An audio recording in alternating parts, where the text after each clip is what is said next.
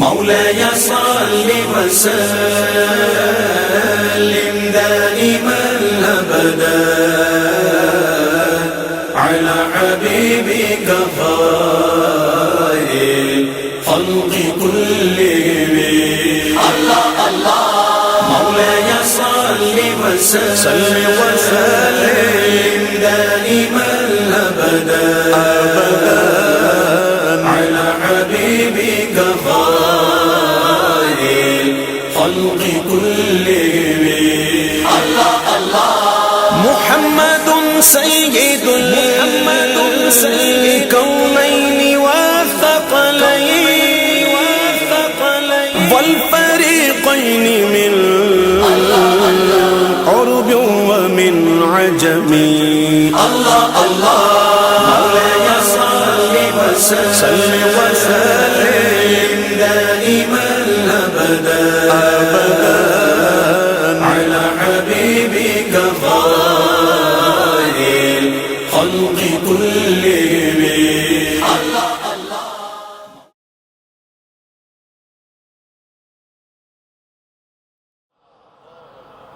میں اپنی گفتگو کو سمیٹتا ہوں اس بات سے، انہی ذکر کا نام، انہی محبت اور کمالات کو بھڑکانے کا نام.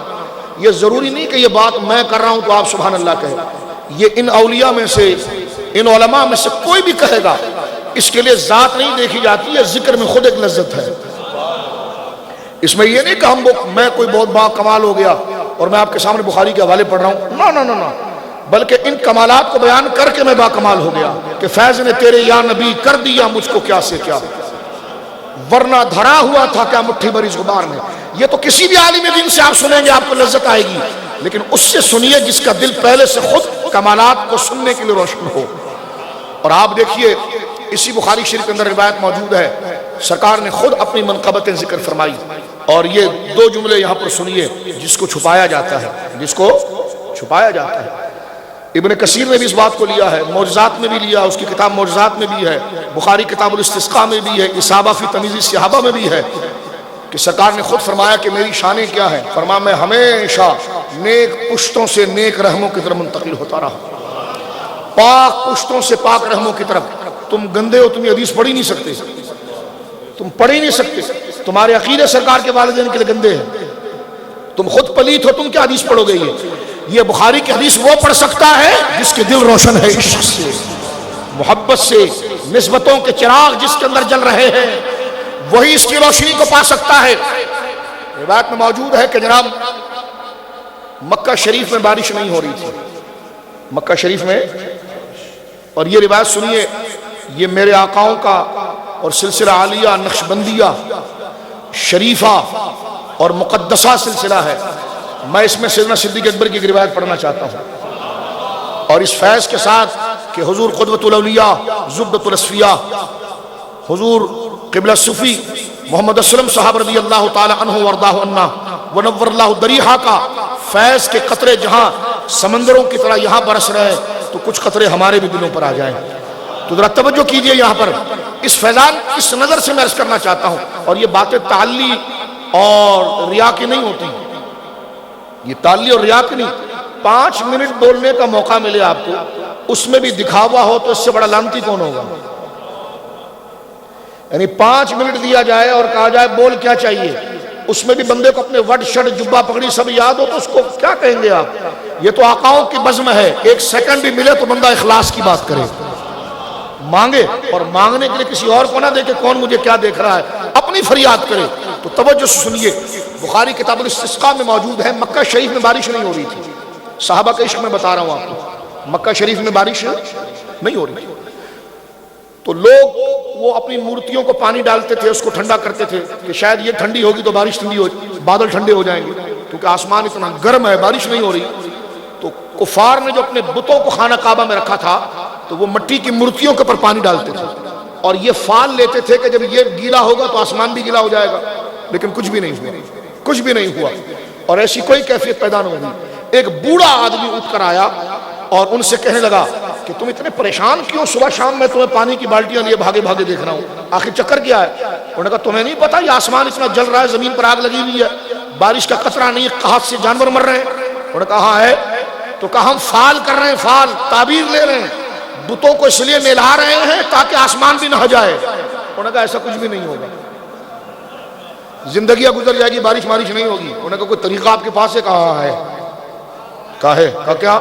کہا پگلو، بے وقوفو، تم میں بنو ہاشم موجود ہے، تم بتوں کے پاس جا رہے ہو؟ تم میں بنو ہاشم موجود ہے، تم بتوں کے پاس جا رہے ہو؟ جاؤ ان کے دروازے کو کھٹکھٹاؤ، آسمان خود برسنا شروع ہو جائے گا۔ بخاری میں موجود ہے، تفصیل کے ساتھ یہ روایت مسند امام احمد میں بھی ہے۔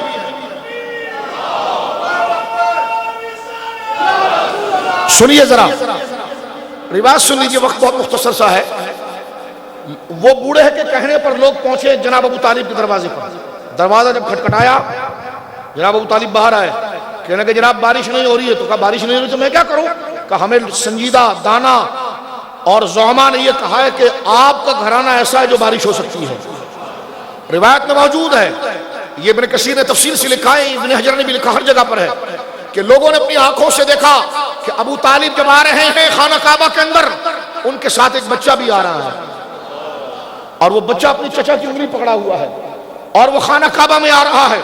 خانہ کعبہ میں پہنچ گئے، کعبہ شریف کی آپ نے درجنوں دفعہ زیارت کی ہے، منظر ذہن میں رہیے، ملتزم ہے اور کعبے کا دروازہ ہے، حجر اسود لگا ہوا ہے۔ ابو طالب اس بچے کو پکڑ کر اس کی پشت کعبے سے لگاتے ہیں اور کہتے ہیں پیارے ہاتھ اٹھا، پیارے ہاتھ اٹھا۔ سبل الرشاد میں تو علامہ یہ نقل کرتے ہیں سرکار نے ہاتھ دعا کے نہیں اٹھائے، انگلی اٹھائی۔ 10 سال عمر ہے میرے آقا کی، کتنی؟ 10 سال عمر ہے۔ پشت انور کو جناب ابو طالب لگاتے ہیں کعبے کے ساتھ اور کہتے ہیں سیدی ہاتھ اٹھائیے، آسمان سرخ ہے، یوں لگتا ہے جیسے بھی آگ گرے گی۔ مصطفیٰ نے انگلی اٹھائی کہ بادل جمع ہونا شروع ہو گئے۔ بلکہ جو حضور کے بچپن کے دوست تھے وہ کہتے ہیں ہم سارے بچے حضور کے ساتھ تھے، سرکار کی انگلی جب اٹھی، 10 سال کی عمر ہے، انگلی جب اٹھی، فرمایا انگلی کا اٹھنا تھا کہ ادھر ادھر سے بادل نکلنا شروع ہوئے، اور جدھر انگلی رکھی ہوئی تھی اس انگلی کے سرے پر بادل جمع ہو گئے۔ فرمایا بادل جمع ہوئے، انگلی ابھی مصطفیٰ نے بند کر کے اپنے آپ کے قریب نہ کی تھی کہ بارش برسنا شروع ہو گئی۔ اس وقت فرط محبت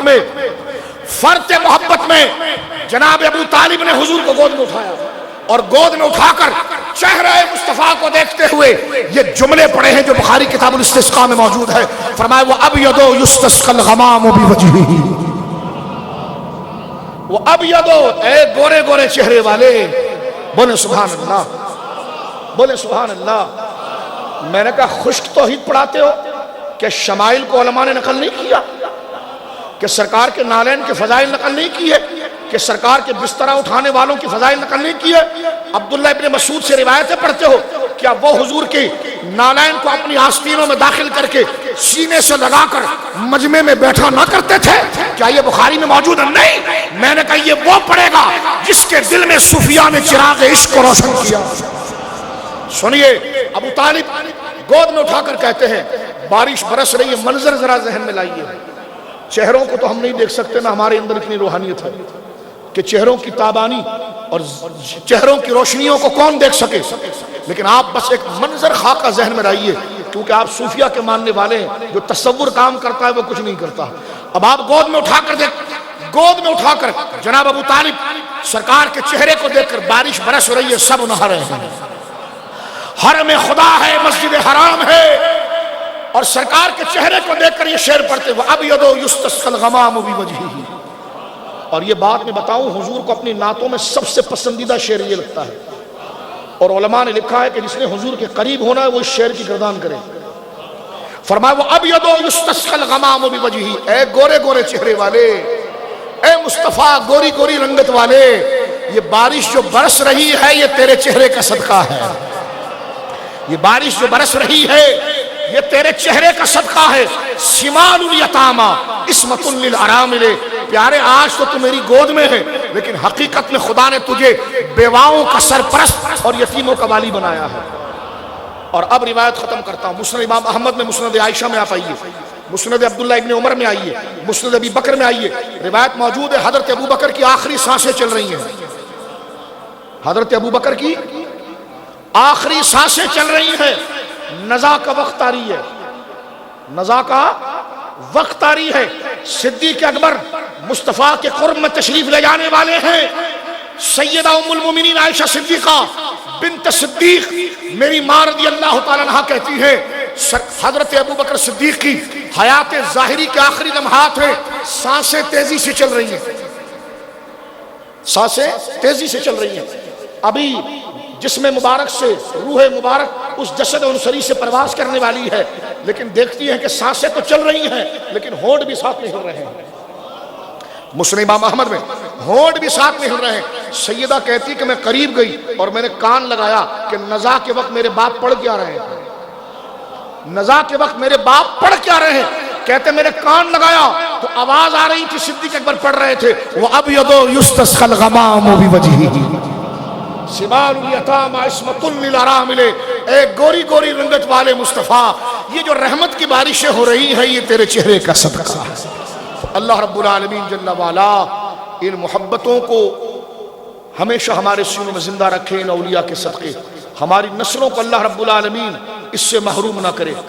ان کے قطرات، ان کی رحمتوں کی جلوہ گریاں اللہ رب العالمین ہمارے قلوب و جگر کو میں رکھے، اور حضرت صوفی باصفا قدوۃ الاولیاء نور اللہ مرقدہ کے اس فیض کو جاری رکھے۔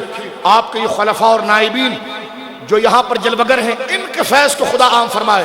قبلہ صاحبزادہ صاحب مد ظلہ العالی کو اللہ لمبی عمر بالعافیت عطا فرمائے۔ اس آستانے سے آپ جڑے ہیں، ان خلفاء اس نسبت سے اللہ آپ کے گھروں کو آباد رکھے، دل و دماغ کا سکون دے، اور آپ کے بچوں کو عشق مصطفیٰ کی دولت سے مالا مال کرے اور دنیا و آخرت کی رسوائی سے محفوظ فرمائے۔ وآخر دعوانا ان الحمدللہ رب العالمین۔